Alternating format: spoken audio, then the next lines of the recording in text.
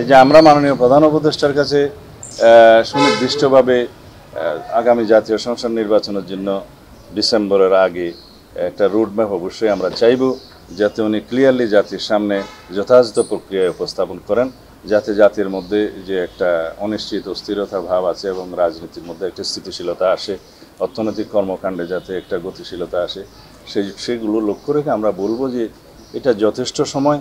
তার আগে নির্বাচন কমিশনের সাথে আমরা আলোচনা করেছি, তারা জুনের মধ্যে সমস্ত প্রিপারেশন সমাপ্ত করতে পারবে এবং মাননীয় প্রধান উপদেষ্টা ইতিপূর্বেও আমাদেরকে আশ্বস্ত করেছেন যে ডিসেম্বরের মধ্যে নির্বাচন দেওয়ার জন্য ওনারা সমস্ত কর্মকাণ্ড পরিচালনা করছে। যেহেতু বিভিন্ন বিষয়ে বিভিন্ন পক্ষের বক্তব্যে একটা ধোঁয়াশা সৃষ্টি হয়েছে, সেটা পরিষ্কার করার জন্য আমরা ওনার কাছে আহ্বান জানাবো। আমরা ওনার ভিজিটকে স্বাগত জানিয়েছি।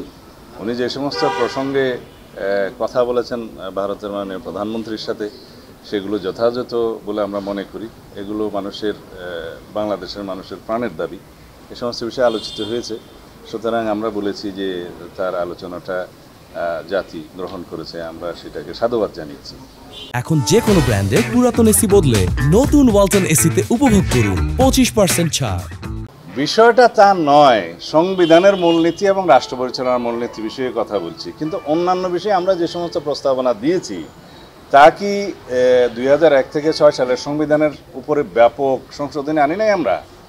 আমরা উপরাষ্ট্রপতির প্রস্তাব করেছি, ডেপুটি প্রাইম মিনিস্টারের প্রচলন করেছি, উভয় কক্ষে ডেপুটি স্পিকারের বিরোধী দল থেকে নিয়ে আসার প্রস্তাব করেছি, আমরা দ্বিকক্ষ বিশিষ্ট পার্লামেন্টের প্রস্তাব করেছি, আমরা রাষ্ট্রপতি এবং প্রধানমন্ত্রীর ক্ষমতার ভারসাম্যের প্রস্তাব করেছি, নতুন করে রাষ্ট্রপতির হাতে কিছু ক্ষমতা দেওয়ার প্রস্তাব করেছি, আমরা 50 আসন থেকে মহিলা আসন 100 উন্নীত করার প্রস্তাব করেছি।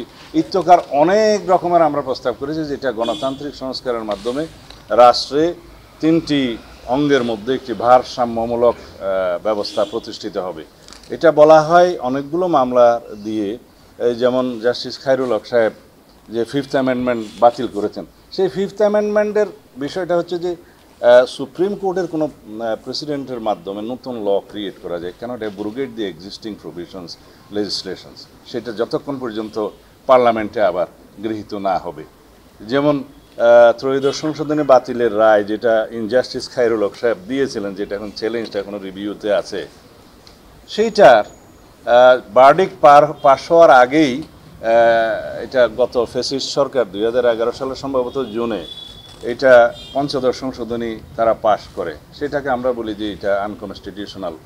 আমরা অনেক এই বিষয়ে বক্তব্য রেখেছি, সেটা কোর্টে অলরেডি কিছু অংশ বাতিল হয়েছে, কিছু অংশ পুনর্বহাল করেছে এবং বাকিটা নির্বাচিত পার্লামেন্টের বিবেচনার জন্য ছেড়ে দিয়েছে।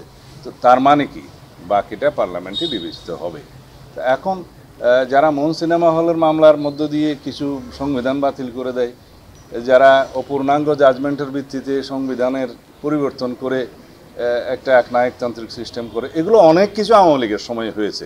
যাতে এগুলো না হতে পারে সেজন্য আমরা রাষ্ট্রের 3টা অঙ্গের মধ্যে পরিপূর্ণ একটা ভারসাম্যমূলক অবস্থা, যেটা সেপারেশন অফ পাওয়ার থিওরির মূল কথা, যে there must be harmonious cooperation in between all organs of the state, যেটা আছে সেটা যদি বহাল হয়, তাহলে রাষ্ট্রে একটি ভারসাম্যমূলক রাষ্ট্র ব্যবস্থা সৃষ্টি হবে।